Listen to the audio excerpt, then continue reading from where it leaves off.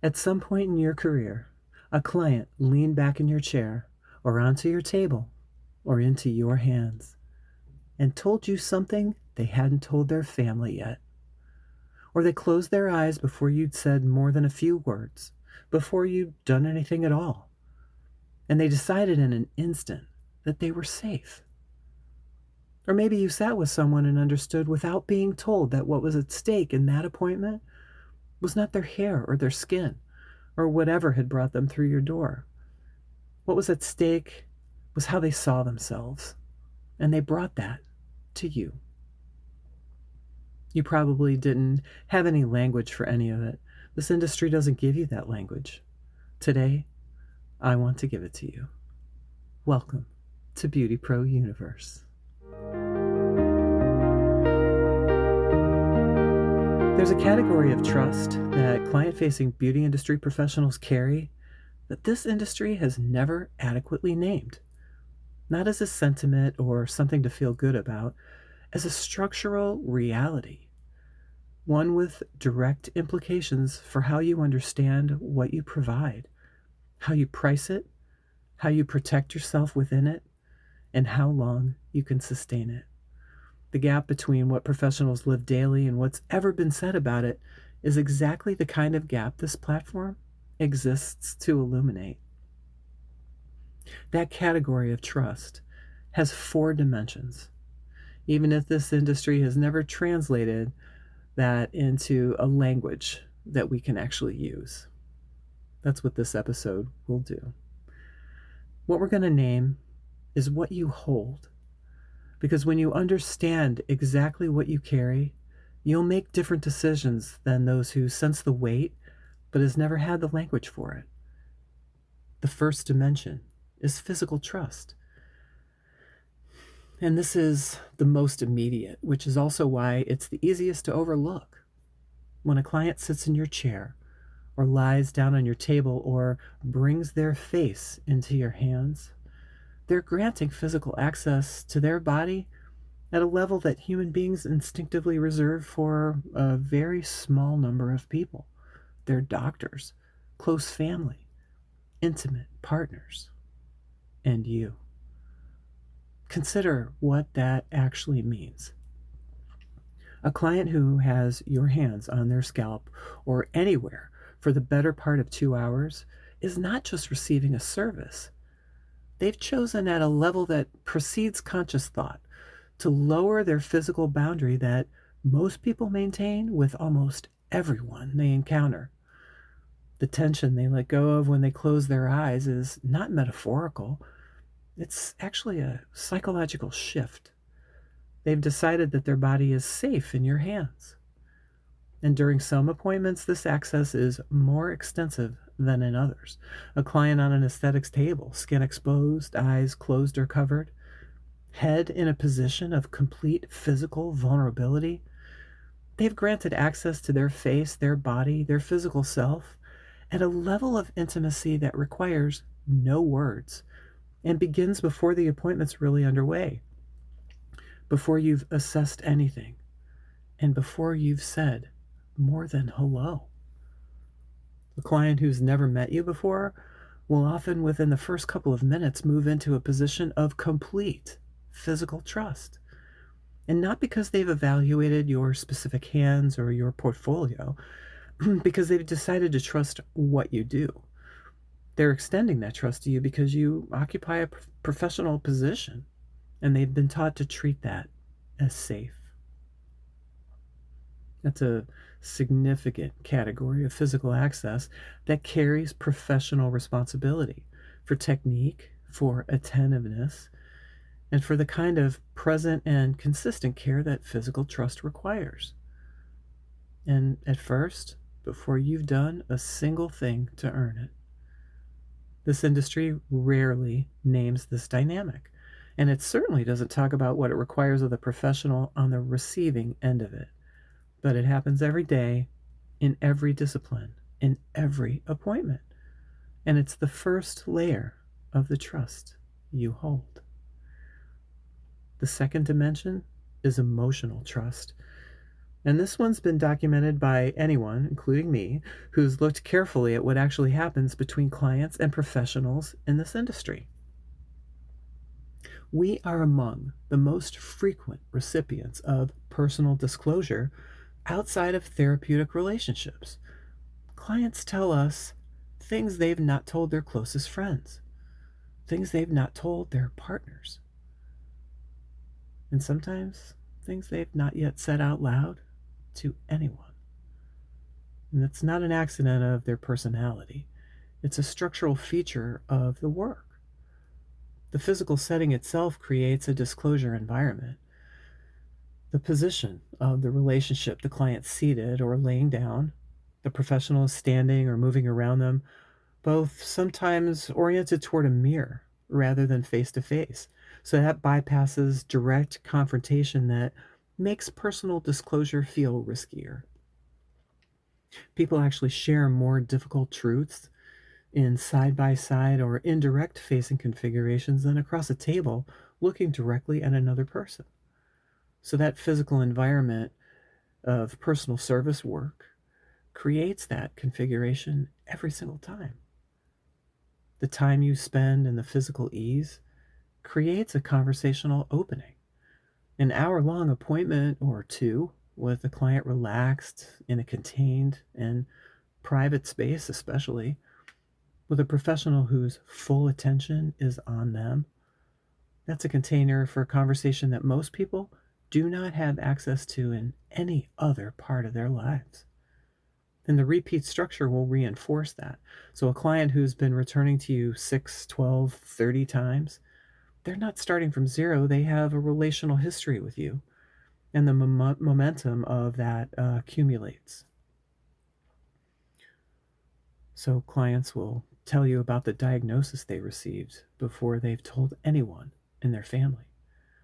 They'll tell you about the marriage that's ending before they've told their closest friends.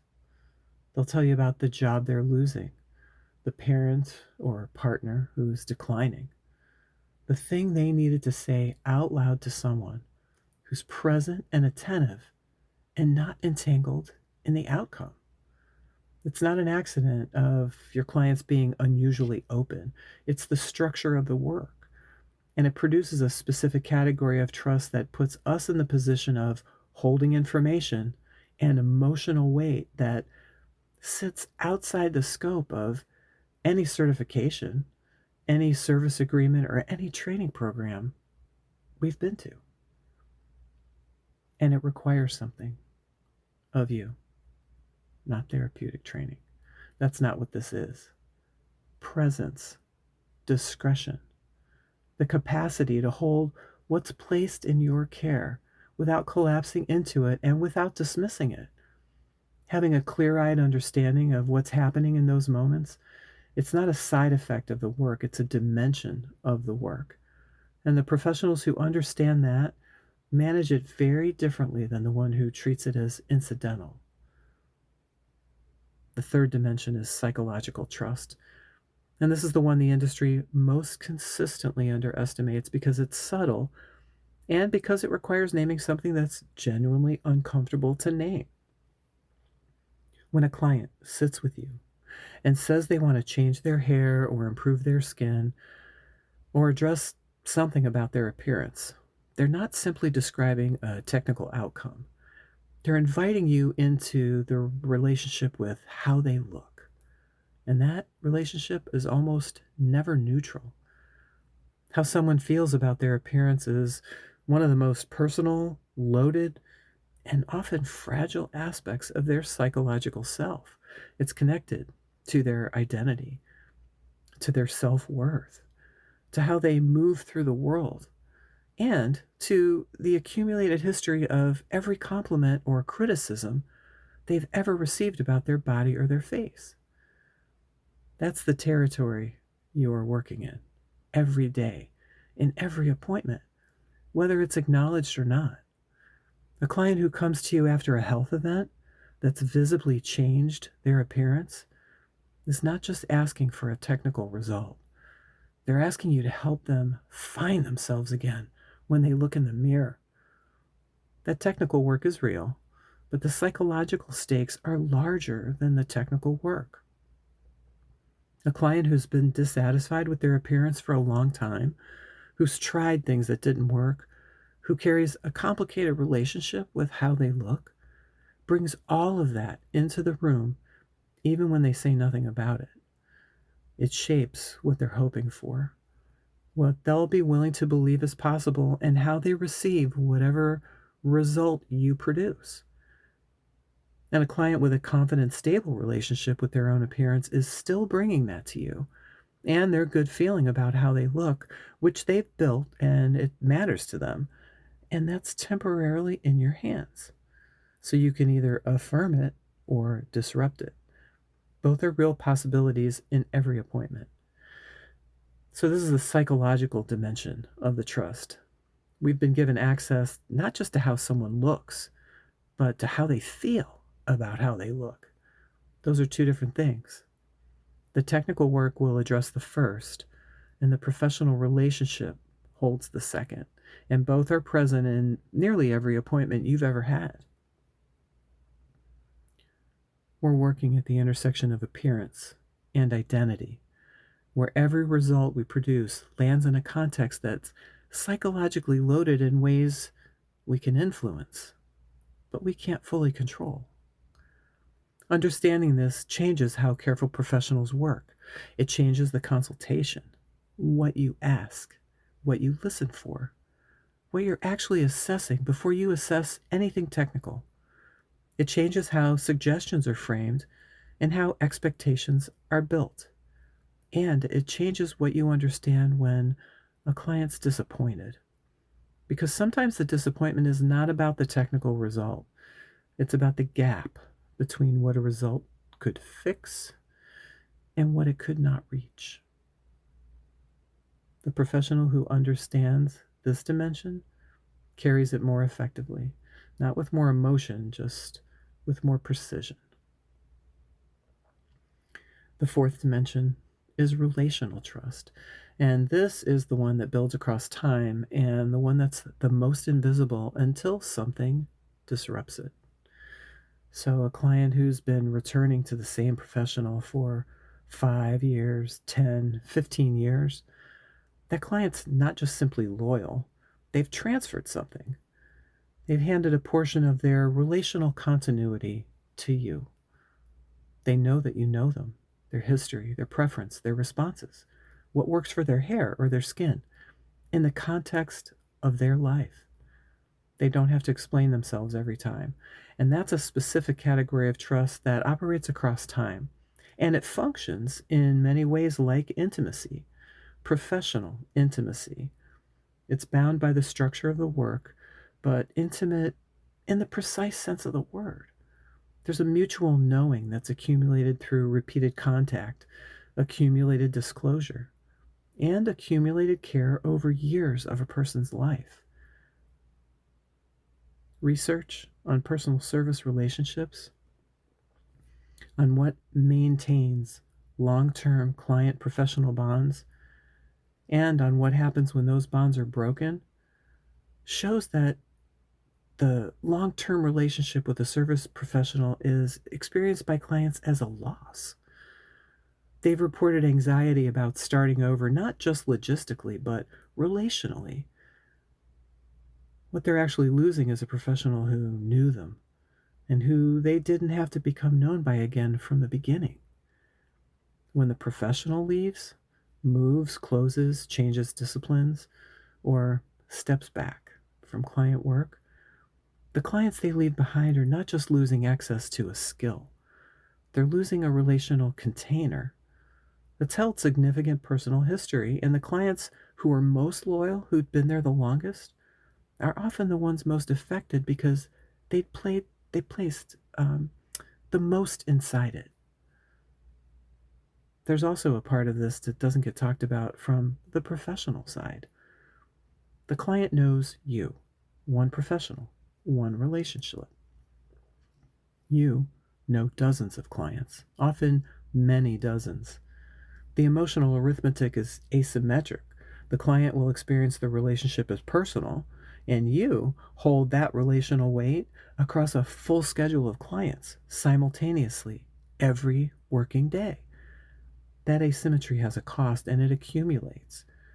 And it's a cost this industry almost never acknowledges, much less builds into any understanding of what that work requires. 4 dimensions of trust: physical, emotional, psychological, relational. Every client facing beauty industry professional carries all 4 every day, often in the same appointment. The reason to name them is not so that you feel overwhelmed. The reason that is the professional who understands exactly what they hold makes different decisions than the one who senses it without the language for it.